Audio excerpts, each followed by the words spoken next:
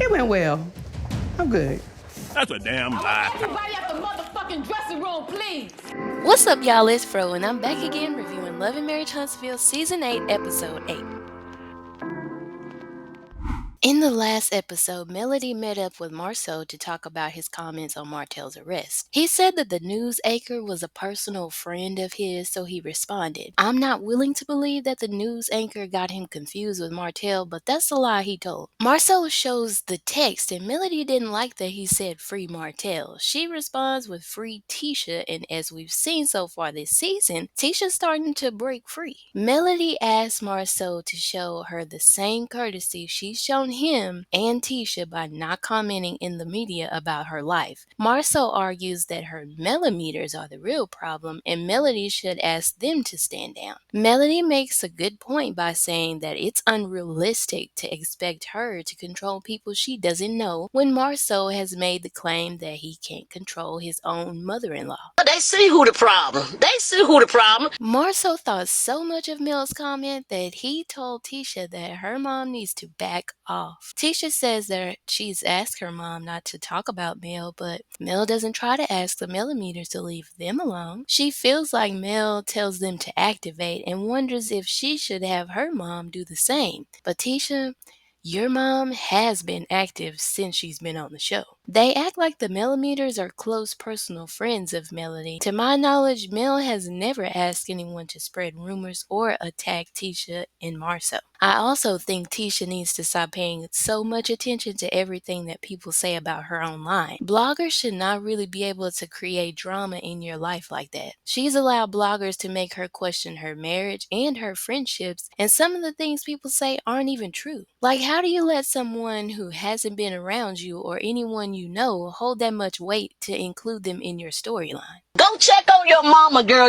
Stormi tells Destiny she's moving her warehouse and talks about a fan showing up to her warehouse and how uncomfortable it made her. I personally would not show up to anyone's business or open house like that, but that's just me. I am a fan of the show, but these are real people who might misinterpret your intentions. Stormi finds out later in the episode that she has warrants for her arrest stemming from her exchange with the fan. Stormi says she and Mel had good vibes at Carlos's live show, and Destiny calls Mel Cruella de Vil. It's clear she doesn't really like the idea of Stormi and Mel being friendly with each other. Destiny asks Stormi why she would invite Mel and Martell to her event, and Stormi says she invited everyone to her event, including Sunni and Moses. Stormi is giving producer. One or all of these people are bound to have some drama. Destiny said she doesn't mind because she's over Moses.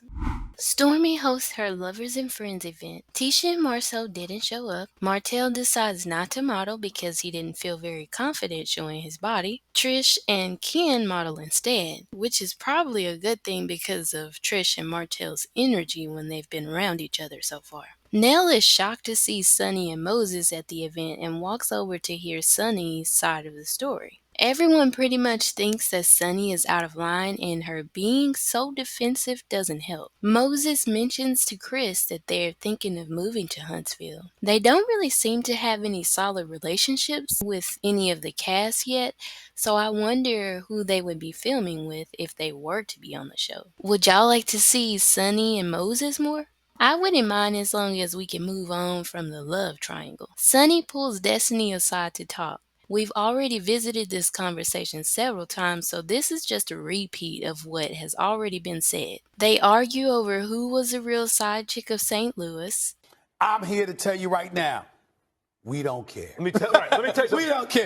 Destiny storms off and vents to Martell, and Sunni and Moses leave the event. Nell and Destiny step away to talk, and Destiny starts to cry. I know this is gonna sound insensitive. Destiny is so stoic that most of the time it seems like she doesn't care about anything or anybody. She's a lot more open this season, and that's been really surprising. We finally have an episode where the scene isn't gonna carry over into the next episode, so we can move on and see what else is going on. In the next episode, Trish shares with her friend that she's living with Ken and still married. Destiny brings Tisha up to speed on the Lovers and Friends event. Ken asks Martell why he pretended not to know Trish, and Stormi goes to jail. Let me know your thoughts on this episode in the comments, like and subscribe for more, and I'll be back next week to review episode 9. So I got things to do, places to go, and people to meet. Okay? So sleep on that tonight and figure out what y'all gonna come back with tomorrow.